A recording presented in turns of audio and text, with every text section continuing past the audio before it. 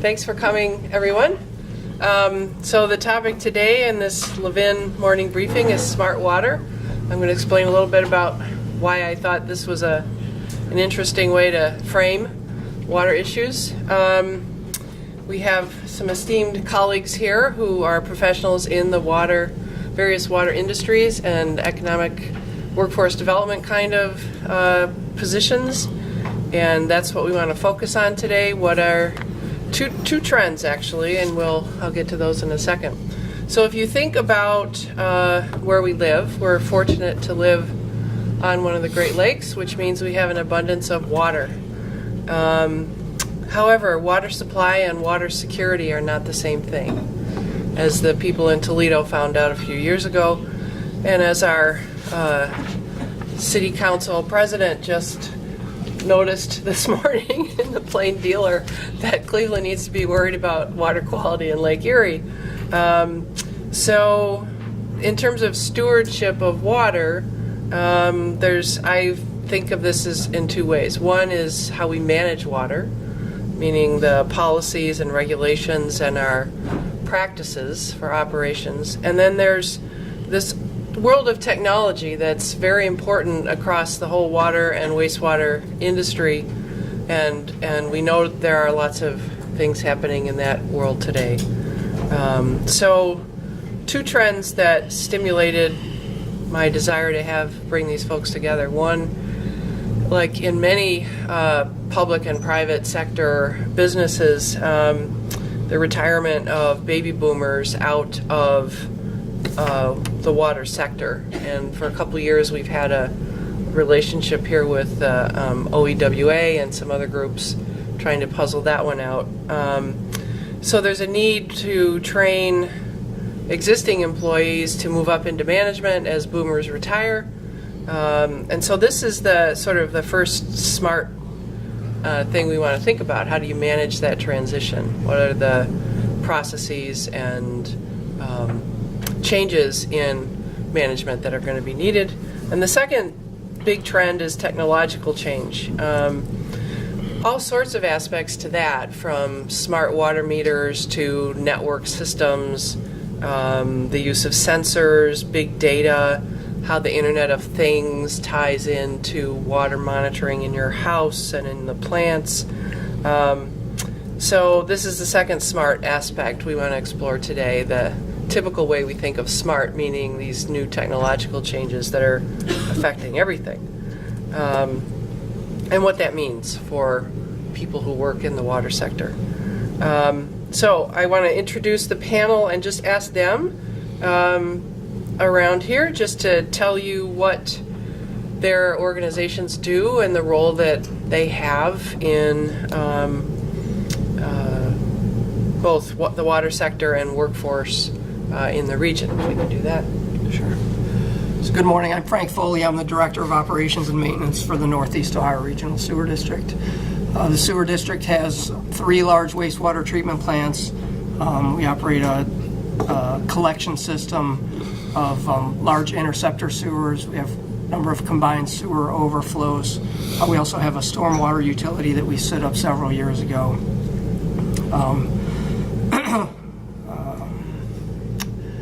What else can I say? How many communities or how many people? So we serve 62 communities, about 1 million people, 300,000 customers. What else? We're currently in the midst of a $3 billion 25-year combined sewer overflow control program. We call it Project Clean Lake, where we're under a consent decree with the federal government to make improvements to the combined sewer overflow system. By the time we're done with that, we will have reduced the amount of combined sewer overflow volume every year from about 9 billion gallons to about half a billion. Very good. Yeah. Thank you. Good morning, everybody. My name is Todd Danielson. I work with Avon Lake Regional Water, just here to our west. We're a little bit different in scale from the sewer district. We serve Avon Lake, but we provide both water and wastewater services. Our water system actually is, we provide bulk water sales to communities in Lorain County, Medina County, and several other counties over about a 680 square mile area. So we serve, the water we produce from Lake Erie serves about 200,000 people in that area. The wastewater that we treat is from a much smaller area. It's Avon Lake plus a little bit outside of Avon Lake. So it's only about 30,000 people produce the wastewater that we treat and then goes back to Lake Erie. Frank, you have what, 800 people or 600 people? About 800. All right, so the sewer district has about 800 people. We have about 40 people.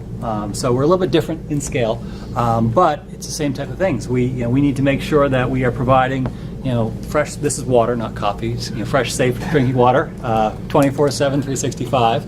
And we have to make sure that the waste that we collect from our customers meets all standards. And the sewer district is doing a $3 billion program. We are finishing up our sewer separations this year. We have a little bit more work to do with respect to overflows, but we have, in the last 5 or 6 years, we've spent about $120 million worth of projects, and for us, that's obviously a lot smaller than the sewer district, but it's quite big for us. We're like the sewer district in huge rate increases right now, and our customers are needing to absorb those rate increases and understand what the value is, why they're paying for those. I think that's a good. Well, I'll love to get into the workforce in a little bit, but I'll stop there for now. Great, thank you. Go ahead, Grace. Good morning, everybody. My name is Grace Kilbane. I'm the director of the Cleveland-Cuyahoga County Workforce Development Board. Has anybody ever heard of that? That's bad. So what we are is, in our country, we have this law called the Workforce Innovation and Opportunity Act, which is a federal law, and it is funded by Congress, and it creates this national, state, and local workforce system. And so all across the country there are workforce development boards that are funded under this act, and our role is to help people get jobs, help people get on a career path, help people connect to training, and we do get funded for specific programs under this federal law. So in Ohio, there are 20 workforce development boards, and we're one of them. And our budget this year is about $14 million. We place about 4,000 people a year into jobs, and this year we're hoping about 500 people into career and technical training. When we talk about career technical training, it's really more for those middle skill type of occupations. We don't pay for a 4-year college degree, unfortunately. We're not funded for that.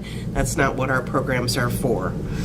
So when we look at the jobs that we talk about here, and as Dr. Kellogg said, the trends of baby boomers retiring, technology, and the pace of technology on all jobs, changing those jobs, making them more skilled, generally speaking, it does present some issues for really all middle skill jobs is where we're challenged. So when we hear businesses complaining about having vacancies and not being able to fill them, they are frequently these middle skill jobs, which by definition do not require a bachelor's degree, but require some kind of post-secondary education, credentials, certificates, those kinds of things.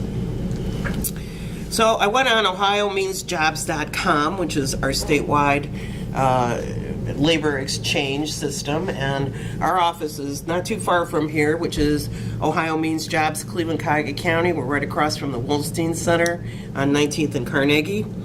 And there were 759 jobs posted that had the keyword water for our area. So, I mean, now some of them were lifeguards, right? But, but I did go in, and a lot of them were for these kinds of jobs. And there were 36 job openings in our area that had the keyword sewer in it. So there are jobs, they are open. And so what do we know about this occupation? And so in Ohio, there are 4,770 jobs right now that are in water, wastewater treatment. And there's a projected annual job openings of 340. The median pay for these occupations is $52,790, and on the high end it goes up to $65,700. So these are good paying jobs. For the most part, 72% of the technical jobs in this field requires some college or some post-secondary education or below. So that it's really, as I said, many of these middle skill jobs. But I think part of the challenge that Dr. Kellogg mentioned is, as baby boomers are retiring, how do we train up individuals to get those promotions? So we are able in our organization to help people who want training, to get credentials, to work in these fields, or help people if you want to post your jobs with us. We'll try to recruit people and match them with you. And we also recently started working with the City of Cleveland Water Department on an apprenticeship program. So they have created a registered apprenticeship program, the City of Cleveland Water Department, and we have helped them recruit their class. So they've got a class of 12 individuals who are, high school graduates, and they will go through a 6-month pre-apprenticeship program, which consists of some classroom work and on-the-job experience. And they'll be paid $11.60 an hour for the 6-month apprenticeship. Once successfully completing that, they will then go into a 6-month registered apprenticeship program, and their pay will be increased to $15 an hour. And the kinds of jobs that they're looking at for this apprenticeship program are pipe repair, hydraulics, and meter operations. I know that one of the things that caught my attention this winter was how many pipes kept breaking all over the place. I mean, it was, I'm sure you guys know this way better than I do. I was just like reading it and hearing reports and stuff. I mean, it was like hundreds, it seemed like a week, of pipes because of the aging infrastructure. And so the need for this job is important. Again, water. I know last year we left a toilet running in our basement that we don't use very often. Don't ever do that. It was like $2,500 or something crazy like that is what the water bill was after like 30 days of this, just when you flush it and it just kind of keeps running. So, man, that was a lesson I don't want to have to ever learn again. And I did bring in what we call a competency model for water and wastewater jobs. And I'm going to pass it around, just tell you what this is, because so the U.S. Department of Labor, thank you. The U.S. Department of Labor does these competency models over a number of industries. And as you can see, it's this pyramid design. And what it does is it says for these jobs in these industries, what are the competencies that are required to perform these jobs? So tier 1 is like the basic skills that everybody needs for any job. And so you can kind of look across that and see, initiative, integrity, etc., interpersonal. And then you go up the pyramid to academic competencies, the kind of workplace competencies that you need for these jobs in this industry. Then you get to across the industry, there are certain competencies that you need. And then, of course, it gets more specific as you go up. So this is available for this industry as well as about 20 other industries online. It can help anybody that's either looking at a job or trying to consider what's available. You can actually also go on this site, which is, I should have wrote it on here, careeronestop.org is what you want to go on. And competency models, there's even like a video that will show you what a wastewater treatment worker does and what it looks like. And that's true for other occupations as well. So, it's a good site to know exists. It can help businesses write job descriptions. It can help you build your own competency model for your workforce, etc. So it's a nice tool. It gives you a good insight into the kinds of skills and competencies that you need to work in that field.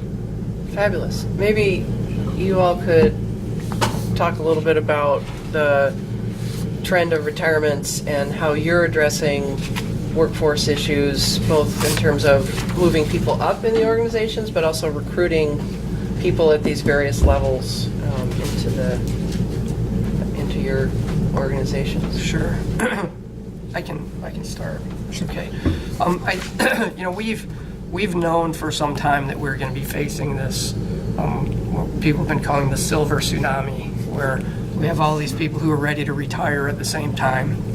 And I think we're actually through what was probably the first wave of this, but I think we have another wave coming shortly behind it, probably in the next 4 to 5 years. If you were to go back a little over a year ago, within our organizations, our CEO, our Chief Operating Officer, myself, my 2 deputy directors, 4 of our 5 superintendents who worked in our plants, so all the highest level people within our operations of the organization had been in their position for 1 year or less because we had this big wave of people leaving. Wow. And we filled those positions through a combination of people who had been with the organization and people that we brought in from the outside.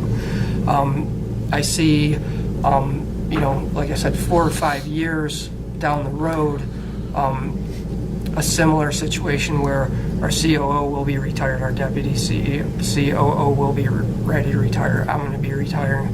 At least one of my deputies is going to retire. 3 of our superintendents are going to retire, and so it's just going to continue. What else? I think part of the challenge has to do not only with all these people being ready to retire at the same time, but also the tight labor market that we have right now. I think you hear throughout the industry how hard it is to find people for these jobs.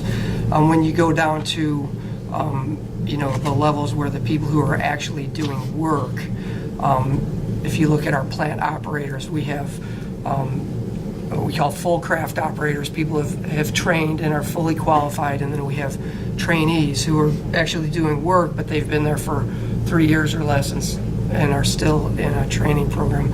Almost half of the people who are in operator positions within our organization are in those trainee positions. And then we also have apprenticeship program for skilled crafts, for electricians, instrument technicians, for millwrights or mechanics, and we have what we call a supercraft position for some of our folks who work in the collection system, where they have mechanical, electrical, and instrumentation skills.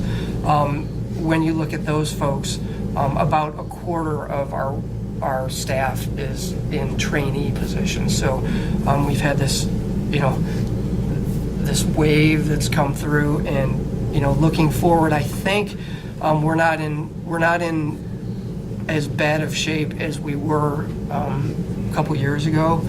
When we look at the number of people within the organization who are eligible to retire, right now we have about 7% of our all district employees who are eligible to retire.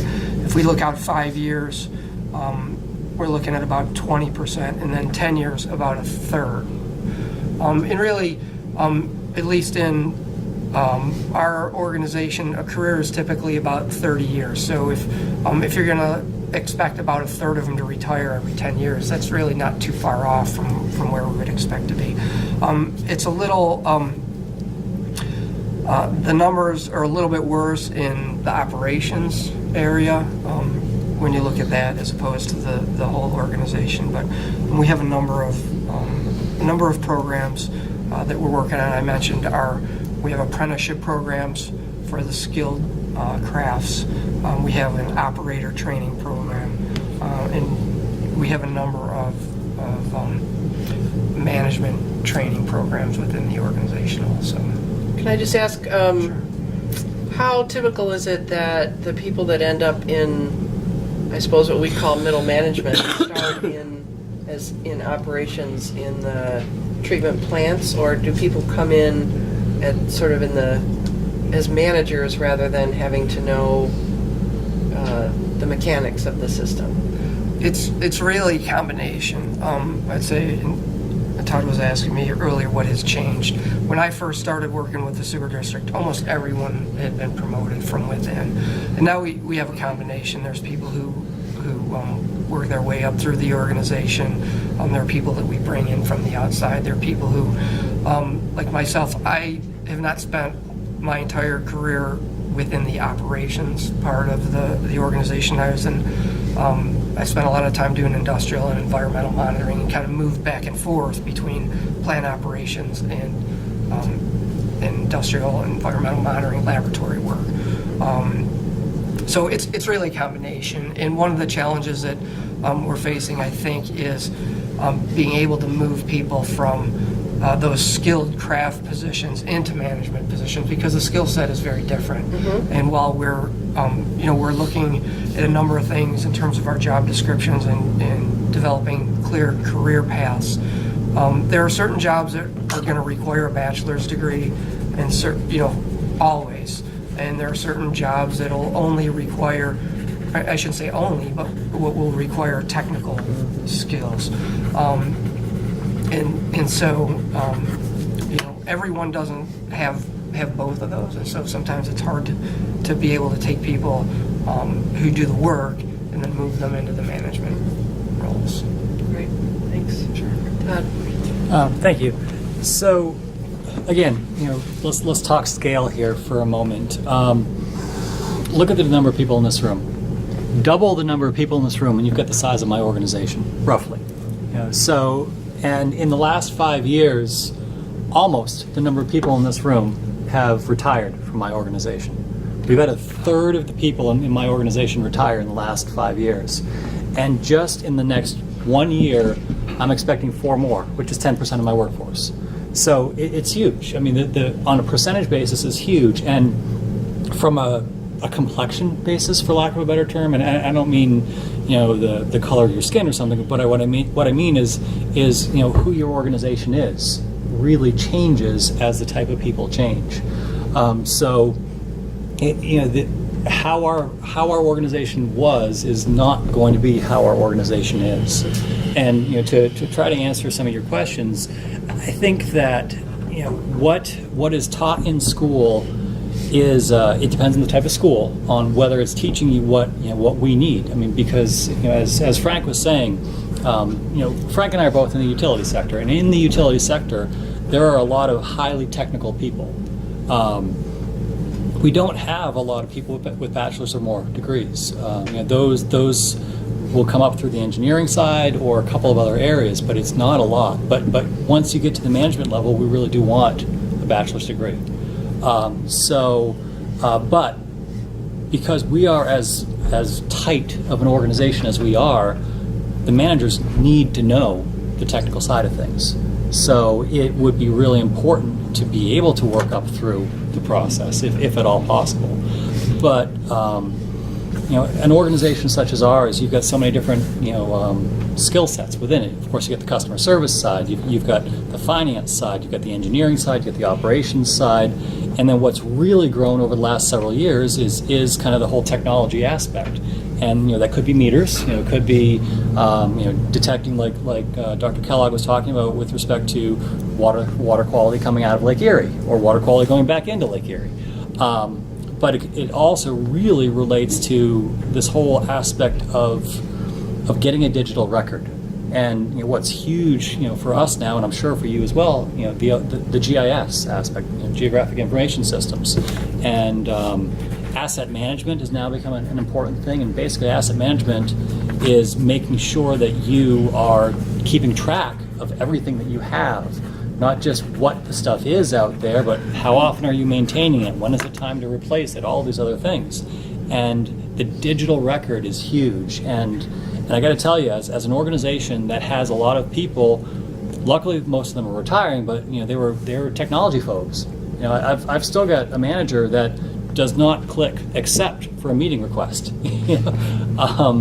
So this is a huge transitional time, and when we find new employees coming in, they are the ones that are embracing the technology. They're the ones that are embracing the meters. How do I maintain the meter? How do I We've got an intern who goes to school here in mechanical engineering.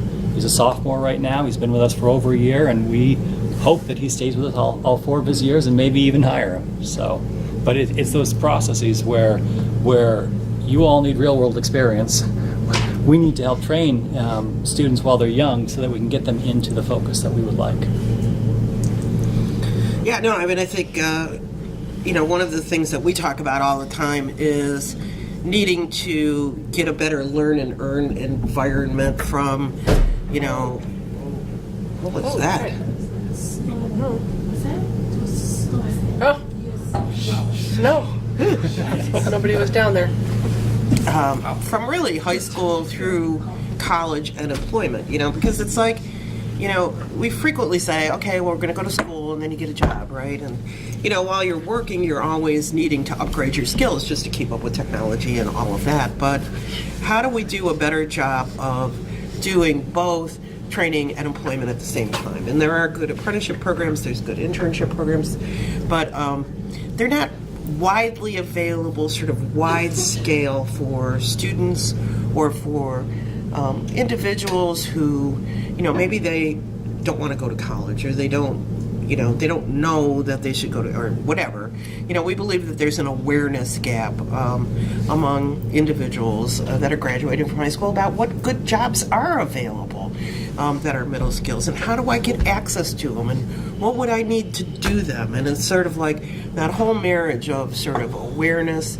We talk about a skills gap, but there's also an awareness gap, and then there's also this, how do you put them together in a way that individuals, especially those that are in communities that are economically disadvantaged, like poor neighborhoods, like how do they get access to this training that they need to get these good jobs for individuals and for companies and the sewer district, et cetera.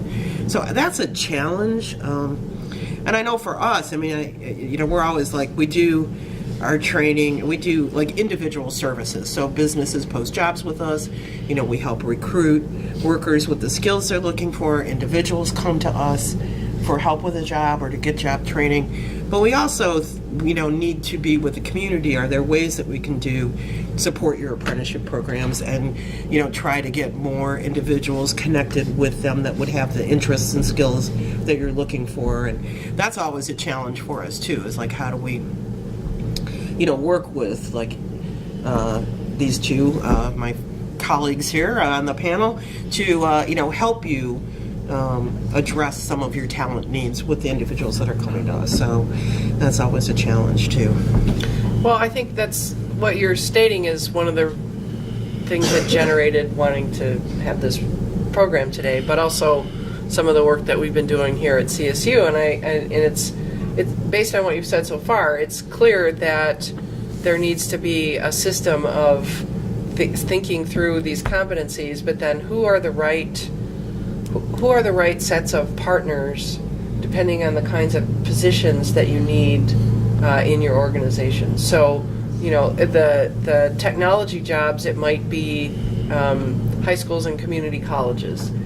For people to move up into the organizations farther, it might be the universities or some connection between the community colleges and the universities. So I guess I want to go back to the technology piece in a minute, but what is the system? Is there a system, or is it many different types of programs? One organization has an apprenticeship program. You have your programs, Grace. Is there anything across the sector that helps identify what are the job needs? How do we train? Where do we get people to be part of those systems? Or is it, I guess, ad hoc? Is it segmented? Which is not just the case in the water sector, I'm sure. So when you all need people, who do you approach? How do you? So I think to some extent it is ad hoc across the industry. I don't know that there's a cohesive approach. We have a number of programs at the sewer district that have been developed to help us with this. One is a program that we have with the Yin Academy, which is a high school in Cleveland, where we're working with it's called OTCO, the Operator Training Committee of Ohio, We work together to provide a training class for high school students to learn the basics of wastewater treatment. We also have what we call our Good Neighbor Ambassador program, where we every year we hire about 10 people who live in communities where we have construction projects going on. We've focused in the Glenville neighborhood recently, but we bring these folks into the sewer district. They act as liaisons between us and the community. They do some work out in the community, cutting lawns and picking up trash and that kind of thing. And then we also have some job skill development for them during the year that they're with us. And then the hope is that by the time they complete that program, there's either an opportunity within our organization for them, or they have the ability to find a job outside of the organization. I talked about our apprenticeship program and our operator training program, and then management training programs. We have two programs that have been developed recently. One for new supervisors, we call it our peer to supervisor training program, where people who were frontline workers who are now first-time supervisors go through a series of weekly training sessions. It's maybe 4 hours a week for a quarter or something. And then we also have a training program for managers who are new to the organization, who came in as managers, didn't work their way up, but need to learn about how we do things there. So those are just a few of the things that we have. How do you recruit for your apprenticeship program, and is that always full? It is, and the needs vary depending on, we look out a couple times a year at what we're expecting in terms of retirements, and then try to project what we think we're going to need for our apprenticeship programs. Because of the way our union contracts are set up, people who are already within the organization in either a custodian position or maintenance worker, which is a laborer, really have the first crack at those positions. It's a little different for our operator training positions because there's a tier structure, and so if someone has an operator certification and they're not part of the union, they're just at the second tier, and they have a pretty good shot of coming in from the outside. But yeah, our union folks typically fill up those positions. So, I think that's the, apprenticeship programs are sort of like the gold star for these particularly middle skill jobs, because you're getting hired and then trained, as opposed to, going to community college and then hoping you get hired, for that particular job. So I know that when we, in this economy, we've actually had some issues in filling up our training programs. It's been harder to recruit people, and I know that like Tri-C's enrollment is down, Cleveland State's enrollment is down, and I think it's just kind of across the board because the economy is so good that people are working, so that they aren't necessarily going to school or whatever. But where we are most successful is when it's like, this training will get you this job at this company for this much money and these benefits, so that when it's like really concrete like that and people can see, oh, this is a path to this actual job, it's much more compelling, which is why apprenticeship is even better, because you're hired even before you start the training. So that's one of the things I know that there's been a push sort of nationally to try to create more apprenticeship opportunities just kind of across the economy for training middle skill kind of jobs.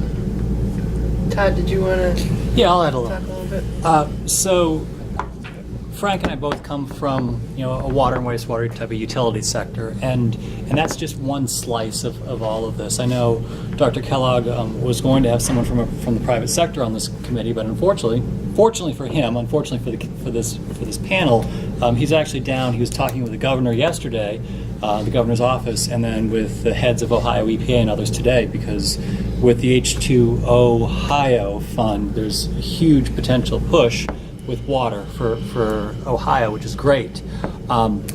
Because we're as small as we are, We have not had the opportunity for apprenticeship programs and stuff like that. We do have the internships, which helps out for certain positions, but oftentimes what we're doing is we're hiring from others.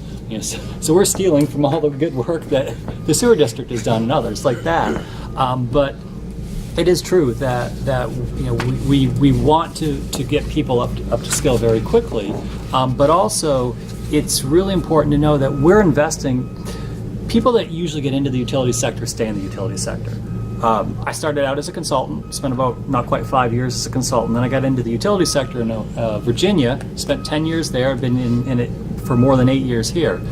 I don't see myself leaving the utility sector until I retire. I like it, I love it. But it takes a certain mentality, a certain type of person, and that's what we really are looking for, is a certain type of person. And one of the things that we are starting to really realize is you find the right person. I don't know if you guys thought about this, but a long time ago, Southwest Airlines kind of broke the mold, and Southwest Airlines was, they were finding the right person, and then they were finding the position for the person. So they were finding the intrinsic skills and abilities, not abilities, but mindset. Like for instance, in the utility sector, and Frank, I'm sure you'd agree. I mean, you're looking for someone with a service mentality. You're looking for someone who cares, someone that wants to help others, someone that has an attention to detail. You find these types of skills, then you can hopefully get them into the right position. Now, probably with the sewer district, I know with us, a lot of these frontline positions are civil service positions. So that's where it comes back to education. You have to take a test. You have to score, in my organization, in the top 5 positions, top 5 test scores, for us to be able to even interview you. And then, so after you've taken your test, you score, you interview well, then we're looking for that type of person that hits all those types of values that we're looking for. Then after that, what we're starting to really learn goes back to what I think Dr. Kellogg was saying, is that now we need to invest in those individuals to help them either learn technically or help to learn some of the soft skills. Maybe you learned how to write in college, maybe you didn't learn how to write in college, and we need to help teach you how to write in a business sense. But we need to help you get from those frontline technical skills towards those management skills, because people skills are definitely something that I don't know how many technology type people there are in here, but technology and people really don't usually go together well, and that's one thing you have to learn how to figure out when you're trying to get from the front lines up through the organization. That's great, thanks. So I want to follow up a little more about the technologies that are affecting the water sector, and then we'll open it up for questions from our guests and our audience and hear from them. So can you speak a little bit more about how, in terms of your operations, the kinds of technologies that are being either adopted or that you see coming in the next 5 or 10 years, and what that will mean for improving service, for improving efficiencies, all the things that you all worry about. And then I'd like to, after we've had that explored a little bit, think about, so what does that mean, and what does that mean for the people that may want to get into the water sector, or that you would be looking for, the skill sets that they would need. Frank, you want to start? Sure, I can start. I think, when we look out in the near term and then out 5 or 10 years, the one thing that comes to mind in terms of smart technology is the use of handheld devices for different things. And we're not doing a whole lot of that right now, but I see that going forward where, when someone, say an instrument technician or millwright goes to work on a piece of equipment, they could go out there with a handheld device, scan a barcode, pull up the entire maintenance history and the cost history on that piece of equipment. They would be able to get O&M manuals. They would be able to order parts.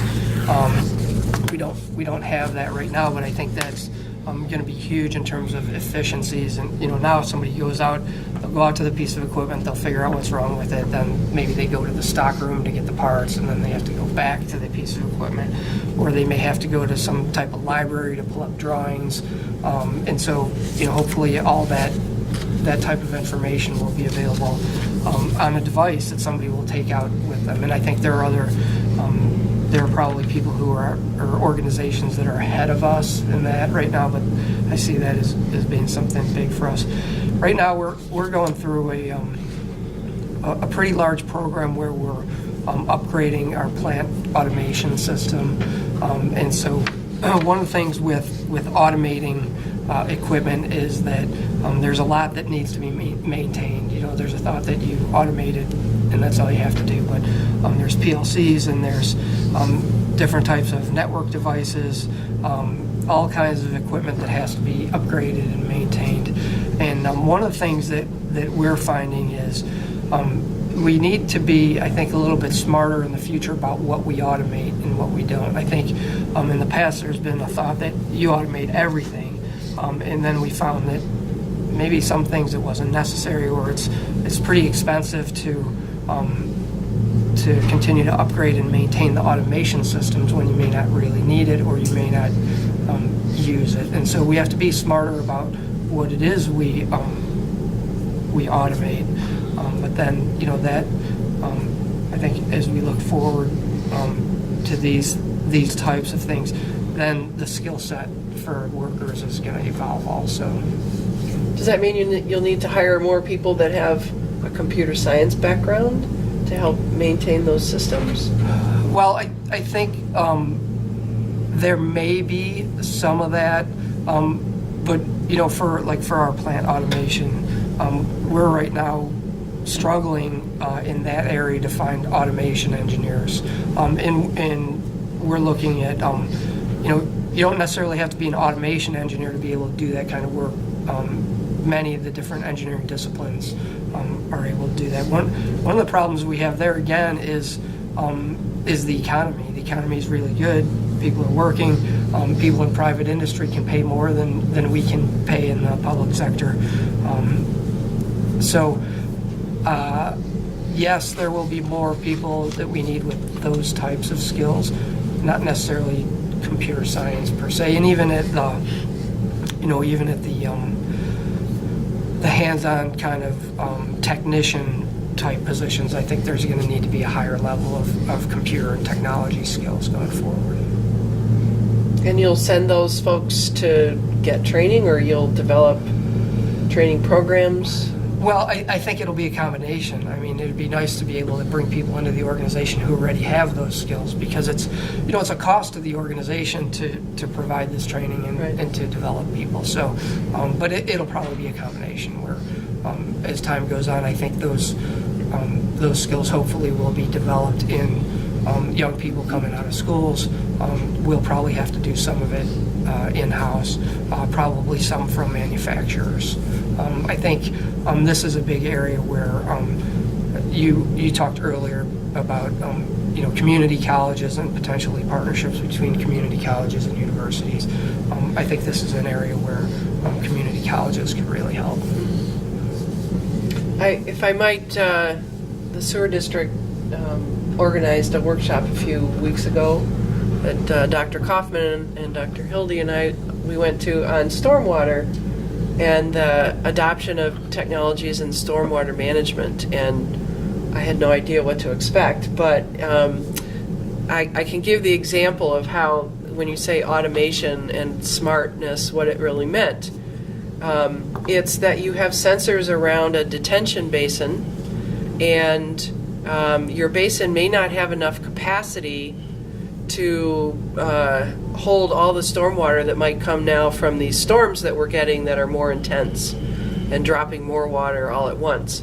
So instead of building bigger detention basins, you automate, meaning you put sensors around them and a special gate that lets water in and out based on these sensors. And the clouds that are coming, literally you pull information from the smart cloud from the weather service, and so that you know tomorrow and the next day there'll be probably X number of inches of rain.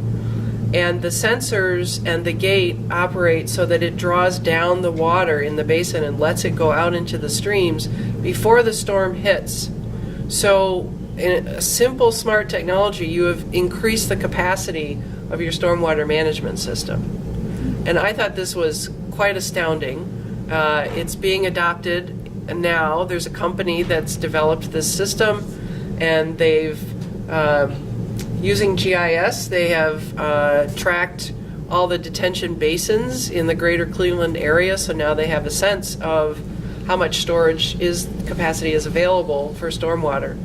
These are the kinds of things that will change how we manage every aspect of water across the landscape, not just the operations and plants and pipes and everything, but even to stormwater. So it's quite revolutionary, and I'm sure that there's similar types of examples that we would find in treatment plants and for either water or wastewater, and how these technologies might change everything about that industry in the next, well, not that long off. I mean, it's happening right now.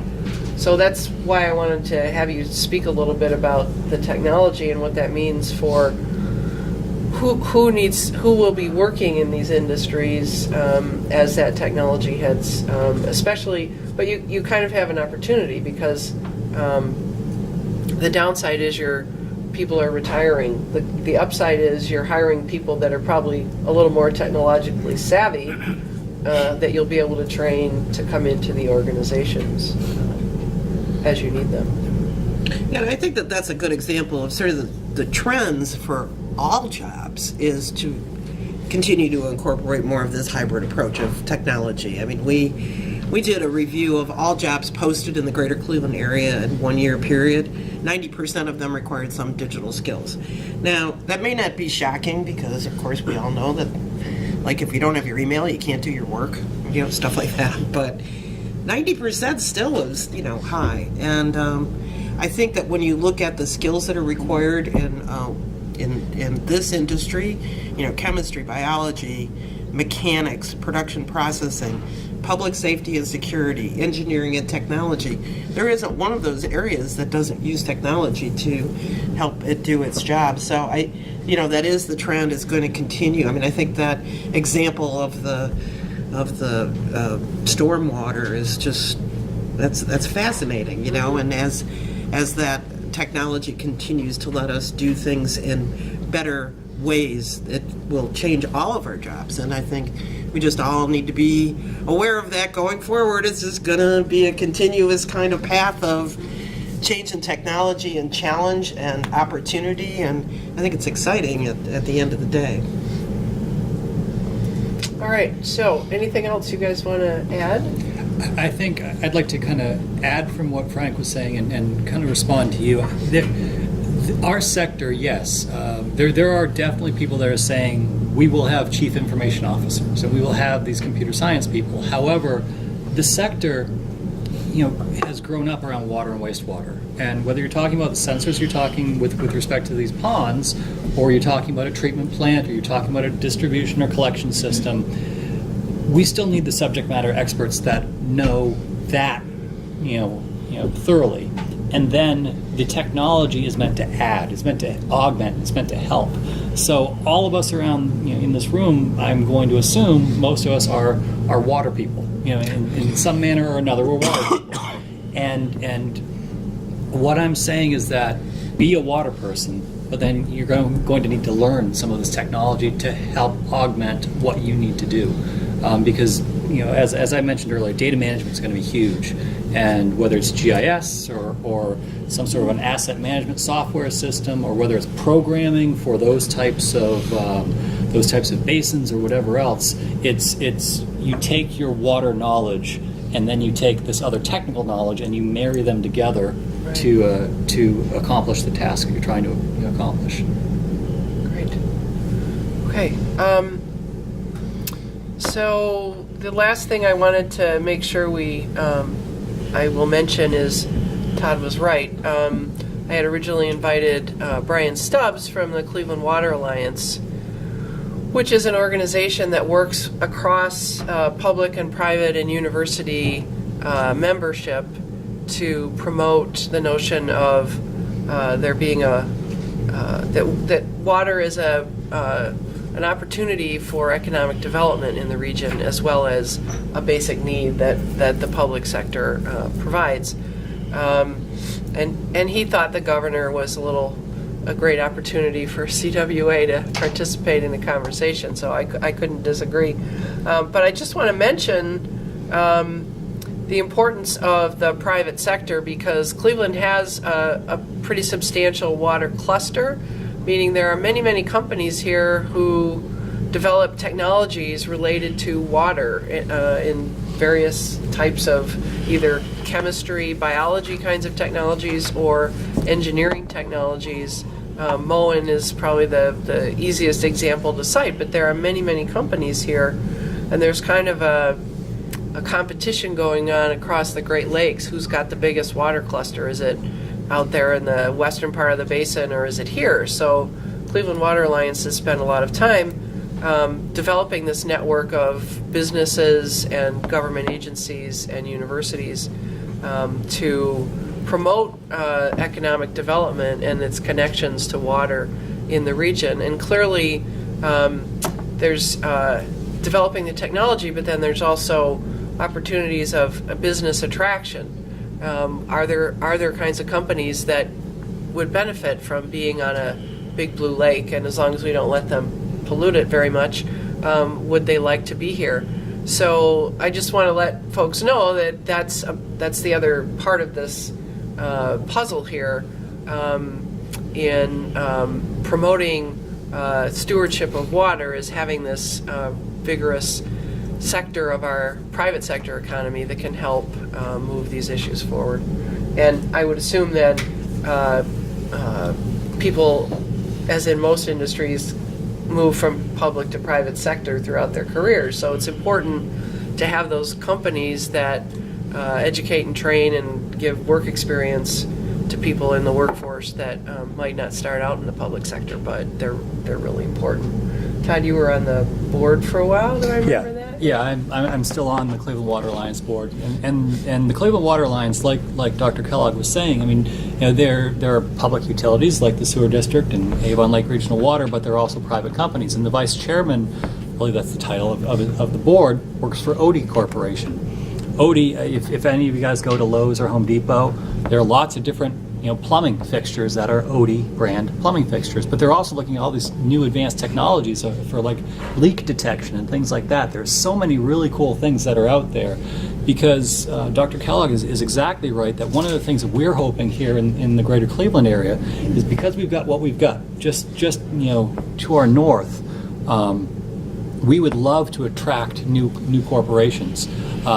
If they're in Arizona, California, any of these water-stressed areas, come here. We definitely have water. And if you look at almost any major corporation's annual report, they talk about water risk now. Ford, everyone, it doesn't have to be a brewing company that's going to talk about water risk. So it's huge, and there will be there's this realization how important water is, and every corporation is going to be looking at it in some manner. So, thank you. Great, thanks for adding that. Okay, so there are people in the audience who undoubtedly have questions. Many students with us today. I hope they're getting some good ideas. But do you all have any questions for our guests? We'll do that now. Yes?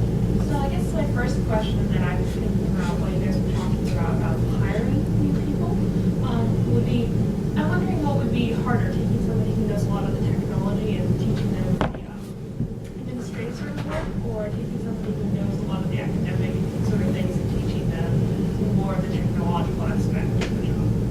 Like, for instance, I'm a bio major, so I would know, I'm guessing, some of the information I need to know for as far as the science aspect of it, being able to learn technology, like just what kinds of things, how hard is it to train people and what you need to teach them.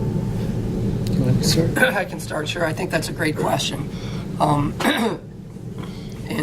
Within our organization, we need people with all kinds of skills, okay? And some people have the ability to kind of come in with what they have and learn the other side, if you will, and some people don't. And I think that really is a difference between the type of people who come in and they kind of stay in their one area and do their best within that area for their career, and those who are able to kind of move around. So at least in our organization, when it comes to wastewater treatment, the processes that we use to clean the water are biological processes. And so it's important to know biology and chemistry. We have a laboratory. It's important to know biology and chemistry there. But, there's lots of mechanical equipment and that's driven by electrical power in our plants too. So you need all those types of skills. And so I don't know that I'm answering your question, but I think there aren't many people who have all of those skills when they come in. And so the ability to come in with a skill that works for us, and then to be able to continually learn and to be able to adapt to change is really important. I think that's a great question. And to add to that, I think that whether Frank was talking really well about the wastewater treatment process or the lab. They also have stormwater, and definitely bio majors could get out in the stormwater side. I think one of the things that's really important is to think, career advice for you all. What do you want to do? I mean, you're getting into a career that, probably you're going to switch several times throughout your career, but what do you really want to do? And if you're in a utility, you've got to be willing to work. You got to be willing to get dirty. I mean, if you're at a wastewater plant, sometimes you're gonna get the stuff on you. It just happens, But you got to actually like to take things apart, to try to figure things out. As Frank was saying, with respect to these are biological wastewater treatment processes, and sometimes the bugs get an upset stomach, and you have to figure out why they have an upset stomach. So there's research associated with it. If you don't really want to get dirty, then probably you're not going to the utility sector. Maybe you're going into consulting, or maybe you're going into something else where you're doing studies, where you're trying to help out in another way. But again, for us, we need those fundamental basic. If you've got 4 years of biology, you're probably going to understand the wastewater treatment process a lot better, or even the water treatment process. There's not as much biology in water treatment, but there's still that aspect. I think that my managers, my two managers, one water plant, wastewater plant, one's in environmental science, one's in environmental health. So that's their background. That's what they know. So they understand the plants much better. So. Yeah. So obviously, with this new technology, you're going to need. I guess I'm thinking in terms of wastewater. You're obviously going to need new infrastructure, and that's a lot of money. So who's Avon Lake's obviously an affluent area. You can bear some of the costs to who you're servicing, but so where's your general funding coming from for these new technologies and infrastructure, like NRSD? You might have neighborhoods that aren't able to bear these costs in terms of the infrastructure. Yeah, that's a really good question. As I mentioned, we're in the middle of a 25-year, $3 billion combined sewer overflow improvement project, and the rates are borne by our customers, and we set rates for 5 years at a time. We're in second or third year of our current rate period, and during this rate period, our rates are going to be increasing 8 or 9% every year for that 5 years. In the rate period prior to this, we had similar increases. I think they were a little bit higher. And looking forward to the next 5 years, we're projecting similar rate increases, and it becomes challenging, and it's going to continue to become challenging both for our customers and just politically to be able to get these rates passed. So we have to be very conscious of our costs. We do have a number of programs for low-income people to help with their rates. But just to give you an idea of the amount of debt that we've taken on because of this, and it's necessary. This stuff is, we have an obligation to keep the lake clean. As I mentioned, we're under a consent decree with the U.S. government, but right now the sewer district has $1.6 billion in debt. Our debt service currently is almost $100 million a year. And then looking forward out to, I think, about 9 years from now, that's gonna about double. So, so my budget for all of the operations and maintenance of the organization is about $70 million for 2019. We're paying almost $100 million just in interest on the debt that we have currently, and that's going to double. And you're right, that is a great question. So we in Avon Lake were lucky in that our water and wastewater rates were fairly low. They've been going up at a very similar pace, or even larger than what the sewer district's recent rate increases have been. We're on 15% wastewater rate increases right now per year. But when you combine water and wastewater services right now in Avon Lake, the average customer pays about $1.30 a day for water and wastewater services. So I see maybe one or two, Starbucks, in the room, and obviously you're paying $2 or $3 or $4 for Starbucks.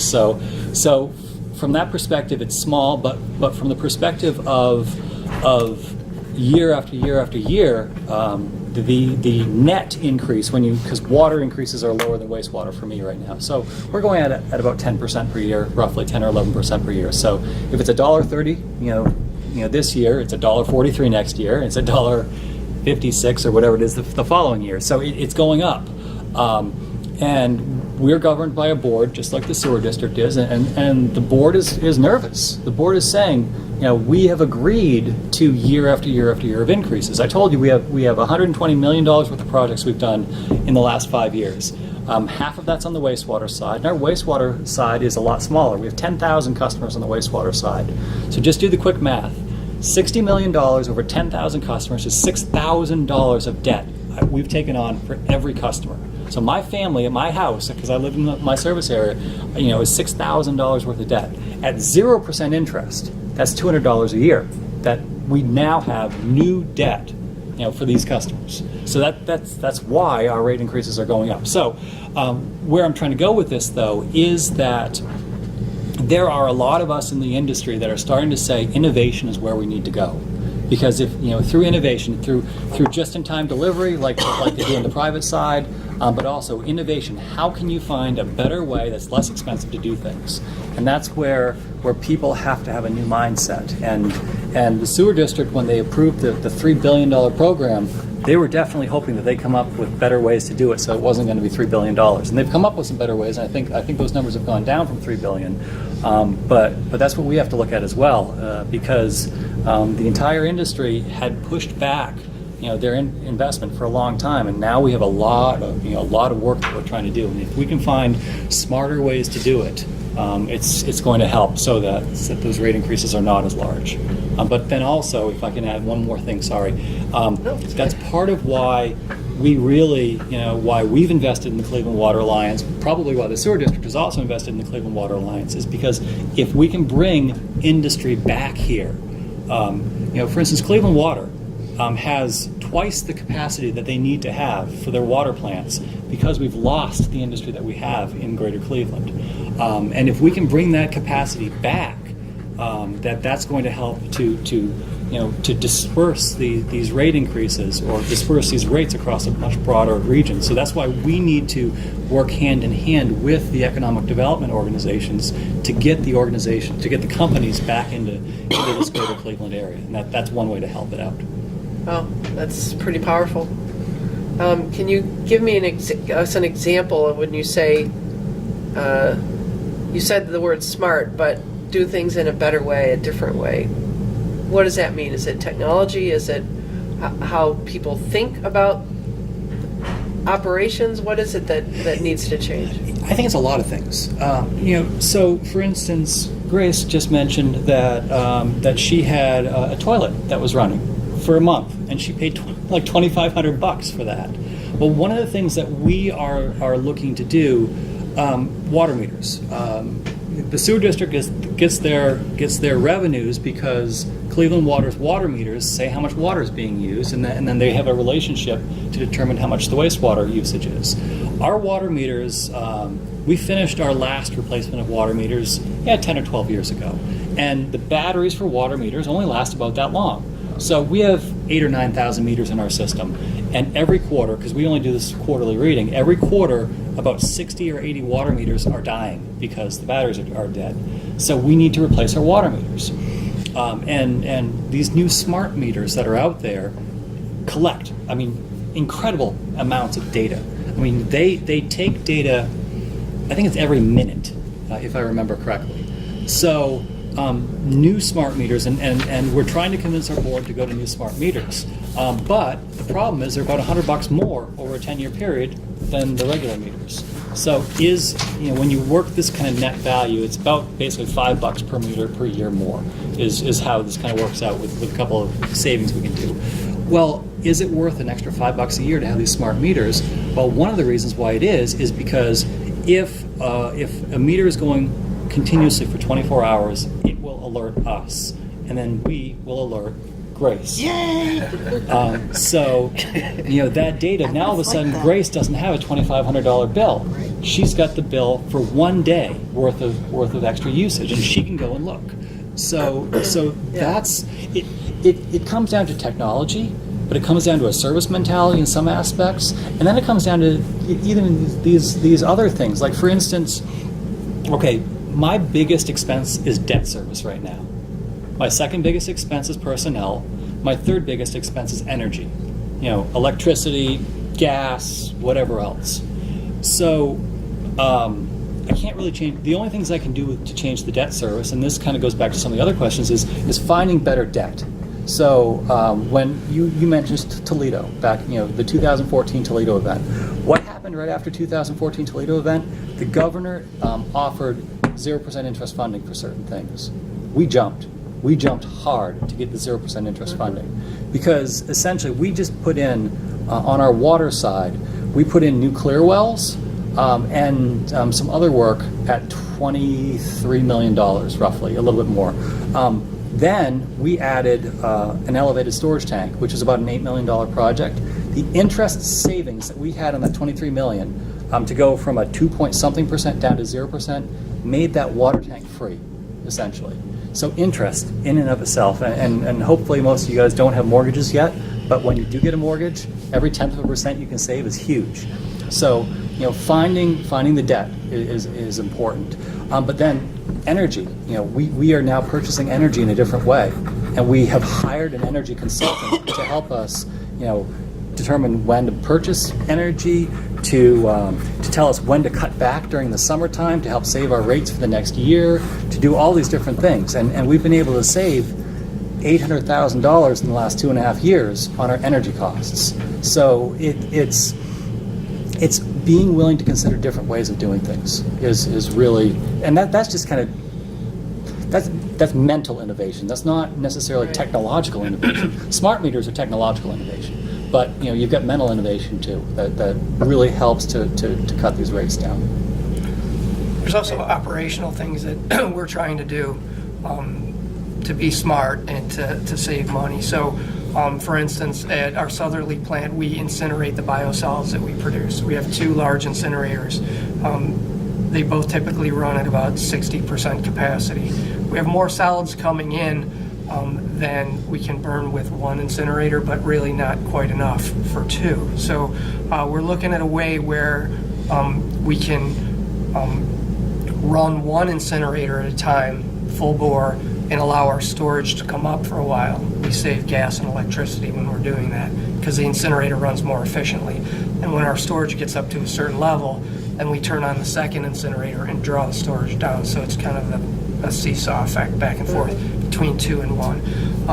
Another thing that we're looking at is, when it comes to capital, and that's where most of the debt, all the debt comes from really, is capital improvements. So we have a facility at one of our plants that is at the end of its useful life. Its purpose is to remove grit, little small stones and eggshells and things like that come in from the sewer system that wear equipment out downstream. Well, this process area would cost about $15 million to replace. And then you have debt, and you have to heat it, and you have to have electricity, and you have to have somebody operating it. one of the things that we've decided is we're probably not going to replace that. We're going to take it out and operate the process without it. And we expect to have a little bit more wear and tear on our equipment downstream as a result, but we're going to save about $1 million a year by not building that facility and just accepting the fact that we're going to have a little bit more wear and tear on our equipment, and then we have to maintain it more. So those kind of, starting to think like a business in the utility sector is another thing that we're trying to do to get smart. If I can add. Sure. So we are just starting a study. Residuals master plan is what we call it. So residuals is the nice, gentle term for when you have the wastewater treatment process. Obviously, there are solids that come into the wastewater treatment process, but then there are also the biological solids that are used to degrade the wastes. So those go through a digestion process, which basically the bugs are cannibalizing; they're eating themselves, and then you have to deal with these residuals. So we are about to start a master plan to what do we want to do with these residuals, and one of the things we're looking at is partnerships. Do we send our residuals to the sewer district, for instance, or do we do other things? And part of the reason why I'm bringing this up, one is because Frank was just talking about they were only running at 60%, but then another aspect that he said is you have to think like a business, and this is one of the huge areas in the utility sector right now is blending the public service mentality with the business mentality. So as we consider this residuals master plan, what do we want to do? Because the digestion process creates gas. It creates biogas. And we could maybe use that biogas to heat the process. We could maybe refine the biogas and run our vehicles with it, or put it into the pipeline, the natural gas pipeline. We could do all these different things with it. And then what about the residuals? If we don't go to, for instance, the sewer district, maybe we can create a residual that actually has some value to it, but you have to invest a lot more to that value. And maybe you can take in other types of processes like fats, oils, and greases from restaurants. There are all of these things that are associated with this process, and we have to look at this from a business standpoint in addition to our public service standpoint. So there's a lot associated with that. And then it goes back to Dr. Kellogg, what you were saying before, is that we have hired a consultant to help us with that. So the consultant has the expertise, has all of this knowledge that can bring it to us, but everything is so location specific. Like, how much does it cost to drive from Avon Lake down to the Southerly plant, to bring our residuals down there? And how dry are they? How many truckloads a day do we have to bring down? Compared to doing it ourselves, compared to forming our own regional partnership in Avon Lake. So there are all these thoughts that come into it. And again, I said we're all water people. We're all environmentalists too. I think it's a really cool idea. To have. I would really like to sell that biogas to the school, and have the school buses run on it.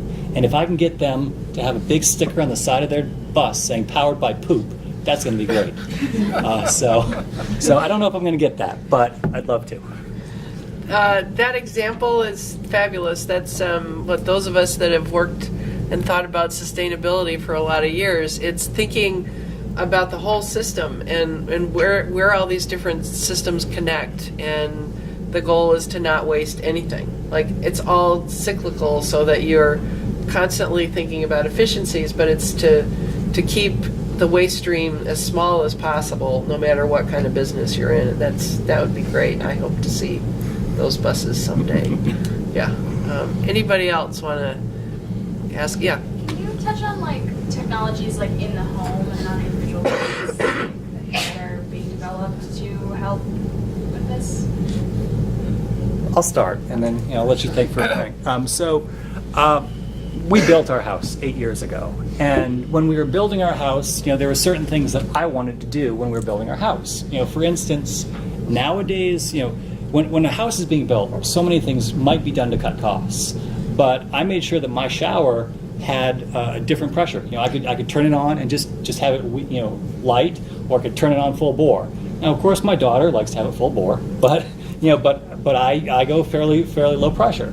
There are toilets out there, the one or the two flush toilets. There are faucet aerators. Now the big thing is they a lot of different companies are selling leak detection systems where you literally put it right on the pipe coming into your house. And just like our smart meters, it's the same type of thing, but if you don't have a smart meter, you could do those types of things. So there are a variety of those aspects that could definitely help. And then you've got the other aspects of how much are you sending down the garbage disposal versus how much are you not. I mean, there are lots of different ways that you could decide, what you want to do. Now, granted, I think the sewer district is probably like us, and in all honesty, because both of our systems were combined sewer systems, and we're trying to get away from that, the strength of the waste coming in is pretty low. So it's not hurting us that much, but again, back to what Dr. Kellogg is saying, the less waste that comes to us, the less water use there is, the better it's going to work overall. But then the problem, of course, on the flip side is then we're getting less revenues. You don't have money. So it's I don't know if I want to call it a symbiotic relationship or what, but there are a lot of complexities that you're all trying to work through on this, and that's why part of it does come back to innovation, and part of it to what Frank was just saying with respect to, okay, they're not going to have grit removal or grit, whatever the process was at that facility, because that's the smarter process for them right now with the way life has changed. And for instance, grit, a lot of it relates to the combined sewer system and the amount of dirt coming off the streets. And as we separate our sewers, hopefully we're going to have less grit coming into our system. I know it's a little bit different for you, but so there is a lot of relationship going on here. Anyone else? Yeah. So you guys talk about GIS a lot, and I'm currently taking some GIS courses here in college. Have you sat down with anybody at Cleveland State or any other college or university that offers GIS courses to kind of say, here's what we're looking for, like these are the skills, or these are the type of functions we want them to be able to use when they come out of these programs, especially programs that have certification components to them? And are you thinking about doing that?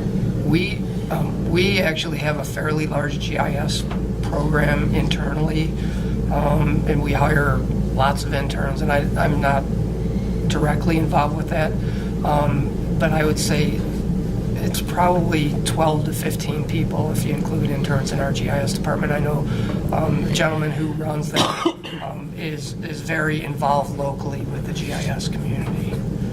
So I'm not sure that I'm answering your question, but And I would just say right now, our organization has been a little bit slower to adopt GIS than I would like. There are a variety of reasons why it's happened, but essentially, we're learning more from the people that have the GIS knowledge than we have internally.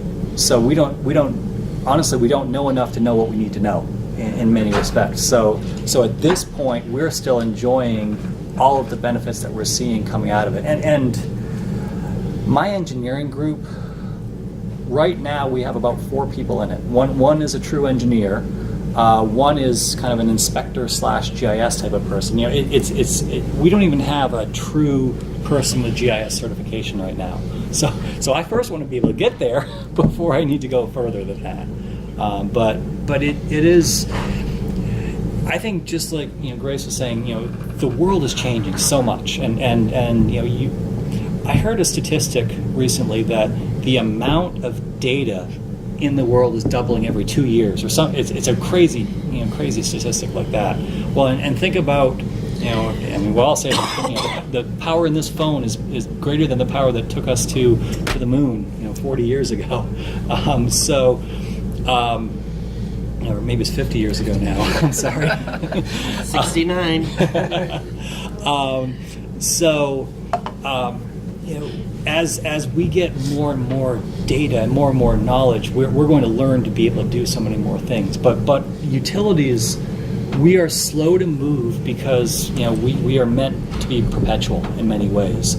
So the idea of for me switching from 40 people in my organization to 41 is a big decision, and because we don't like to fire, we don't like to lay off, we don't like to do those types of things. So it takes a while for us to get to where we want to go, but hopefully it's there. And then I think that there's been the comment a couple of different times around this table that the market is doing really well right now. Well, couple of years from now, there's going to be a downturn. And when there's that downturn, we are going to have the people there that we're not going to say, oh, sorry, we've got to let you go. And we're going to actually benefit when there's the downturn, because then all of a sudden when we're hiring consultants, or really contracts, I should say, for projects, we're hoping to get better rates. And that's why we often have boom periods when there are downturns. Sort of answered your question, but I went off on a huge tangent. And the good news is that one of our GIS faculty is sitting in the room, so maybe he could have a conversation with Todd when we're done.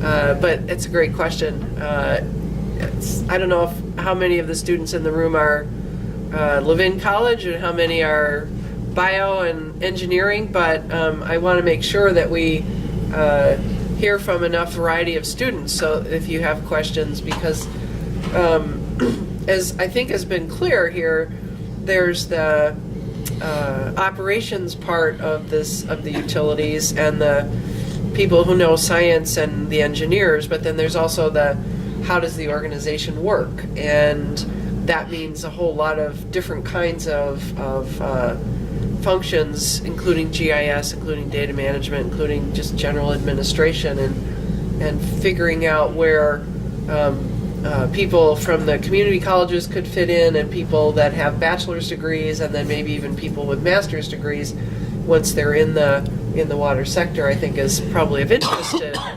students. But the role that the different institutions can play, I think, is important to, and I'm going to use your model, Grace, and figure that out, because that's really good. This competency model is good. Yes, go ahead. So I know the silver tsunami was mentioned at the beginning of the talk, and that paired with if you're in utilities, you kind of like stay in utilities, and that's kind of its own culture. I'm thinking, what's the sustainability of the company with kind of nowadays workforce not staying at organizations for 20 plus years, and there might be more like change within the organization. I don't know if there's a culture in place that works on retention of employees to incentivize to stay, especially when we think about water treatment, how it's not, maybe it's more messy than other sort of industries. Talk about, I don't know, addressing those threats and how utilities organization can prevail through them. Yeah, I can try. I think that's a great question. And in fact, one of the questions that we had before we came here was, how is the industry changing? And that was one of the things that I have in my notes, because I started with the sewer district. I went for my undergrad. I was working on my MBA here, didn't finish, and then I got a job at the sewer district. And I've been there since 1988. I finished my MBA part-time while I was working there. So almost 31 years I've been there. And I know that, now young people don't necessarily want to stay at one place for an entire career, and they plan to move around. And that's a challenge. It's a challenge in terms of the amount of time and effort that we are going to have to spend, and that we are spending now, on recruiting and trying to retain people and competing for good employees against the whole universe of employers out there. And so it is a challenge, and I think it's more difficult in the public sector because we don't necessarily have all the flexibility that you could potentially have in a private sector employer. And so it's definitely a challenge. We have a whole group within our human resources department who now works on basically branding the organization in an attempt to attract and retain talent.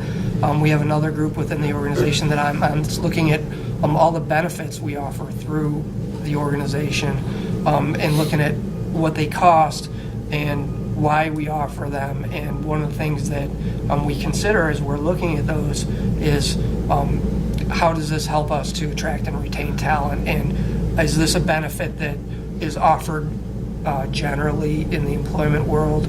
Is it something that is specific to us and maybe more attractive? One thing that we have within the public sector that is kind of gone away in the private sector, and who knows how long it'll stay in the public sector, is public pensions.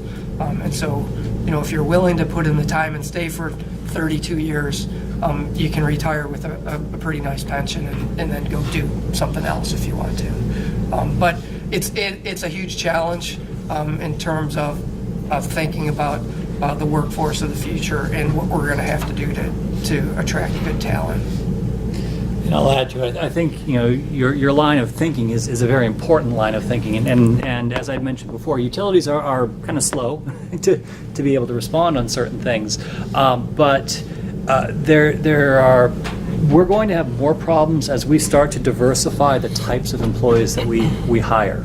As we start to hire much more of the technologists, and I mean computer technologists, we're going to have more of a problem in that sector than we do maybe as a biologist. I think that mentioning that as we have these downturns, especially during these downturn times and for a number of years after these downturn times, it gets to people to want to say, you know what, I really like my public sector job. So that does help us in a sense. But I think another thing that's important to know, and maybe you all in this room will think about it or not, but I am not necessarily I have my career is what matters to me, and I know I want to be in the utility sector, whether it's with my current role or whether it's with the sewer district or whether it's somewhere else across the country. I know I want to be in this type of sector, and if I'm switching from one job to another job, there might be a certain reason why I'm doing it, but at least I'm going to be bringing my background, my knowledge, my skills to that next utility.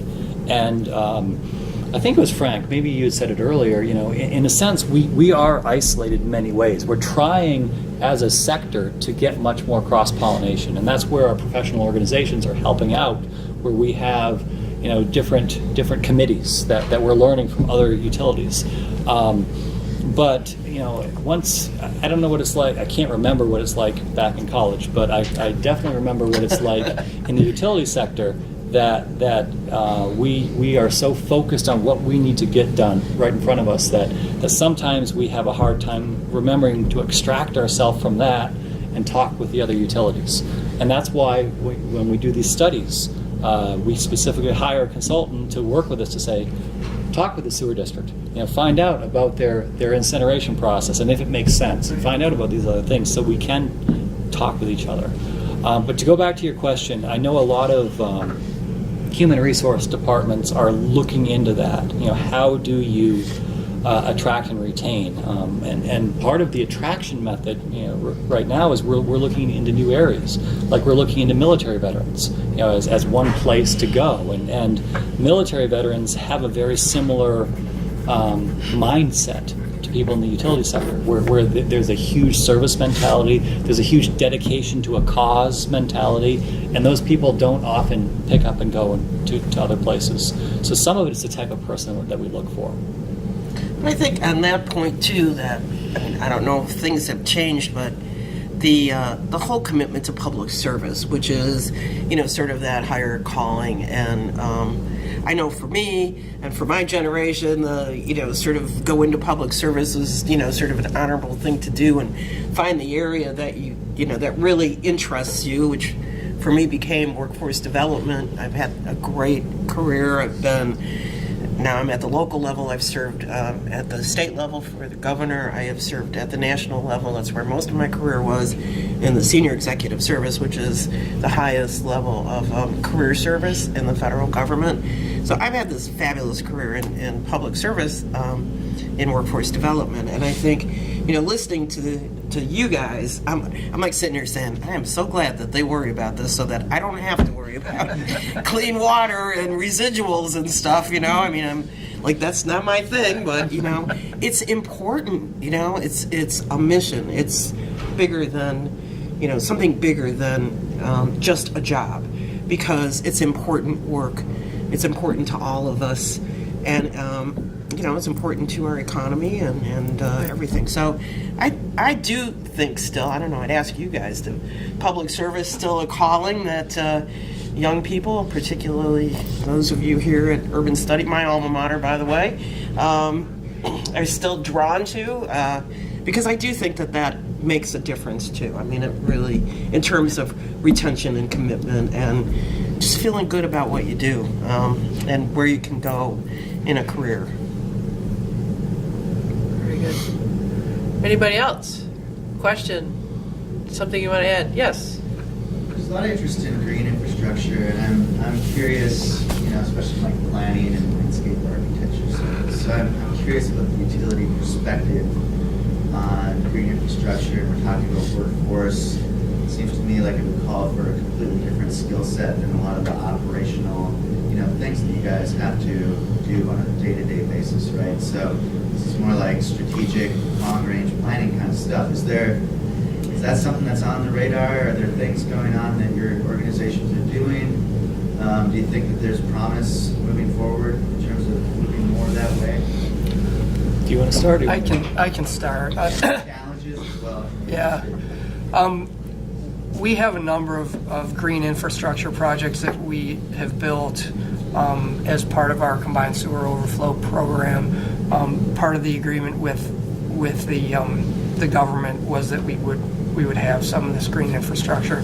One of the things that we found is it's much more expensive in terms of gallons, you know, price per gallon of removal than traditional gray infrastructure. And then the maintenance is another thing, like you mentioned. It's a totally different skill set. In fact, what we have done is contracted out the maintenance for some of our green infrastructure facilities, and we've had some problems in terms of getting contractors who are able to maintain the types of plants and things that we put in. And we've even taken a step back and looked at, are there ways that we can simplify the green infrastructure and have like a kind of a menu. We have, you know, X number of plants and this is what we use, and so it's definitely something different. It's definitely a challenge. It's definitely, I'd say, more expensive, and then, you know, that's kind of related to the stormwater utility, and that there's a different skill set than what we have in-house for typical traditional wastewater collection and treatment. I'll add to that. I mean, because, and this goes back to what Dr. Kellogg was saying earlier, is that you need to, you know, it depends on how holistically you look. Because green infrastructure on a dollar treatment basis is more expensive than the gray. However, on an aesthetic basis, there's a huge aesthetic value to it. Now, the problem then comes down to who should be paying for the aesthetic value of it, because it helps a community, you know, look maybe a lot nicer. But is that the sewer district's responsibility, or is that Cleveland's responsibility? You know, whose responsibility is that? So there, that comes back to as public servants, to go back to what Grace was just saying. How do we better interact with everybody, and how do we look for the greater good of all? You know, and that's a great new area that we need to continue to explore a lot better. You know, my organization, again, you know, we're a conservative community, you know, to the west of here, and I came in 8 years ago. We were halfway through a sewer separation program where we would separate all of our sewers by the end of 2019, and you know, I liked the idea. Hey, what if we did embrace the green infrastructure? We were working with the city with their, because they were responsible for stormwater. We're responsible for wastewater. They're completely redoing the roads. I mean, you know, we're cutting down 2 feet of road. You know, you could put that sponge underneath the road, and you could have the pervious pavement. You could have all of those things, but unfortunately, we're so far into the process right now, it takes a mindset shift to switch from gray to green, and we weren't ready to make that mindset shift. So if our whole program was maybe 5 years behind where we were, that might have happened. But we're on the forefront, and it takes certain progressive areas to be on that forefront. I'm really glad to see what the sewer district has done. They've learned a lot. They're going to do things differently. Columbus is trying to do a lot right now. They've got I can't remember what the name of their program is, but they've got major stuff, and cities in general, they're starting to the old creeks that they then covered over and are now channels underneath the city are now being re-excavated again, and they're trying to change the whole mentality. But it takes a much more holistic mindset for that, and it's slow to change. But I think as we start to realize the value in those changes, it's going to happen more. Anybody else? Questions? Comments? All right. Well, then I think we'll wrap it up. I thank you guys for coming today, and appreciate very much having the three of you tell us about the work that you're doing, and hopefully everyone's learned something. For the students in the room, I should mention that the college has an ongoing relationship with some folks in this sector. So if you're more interested in that, you may speak to Dr. Kaufman, who's sitting in the back of the room, about some of the things we're doing with the OEWA and WEF and other folks as well. So if you join me, please, to thank our guests for coming today. Thank you again. That concludes this morning briefing.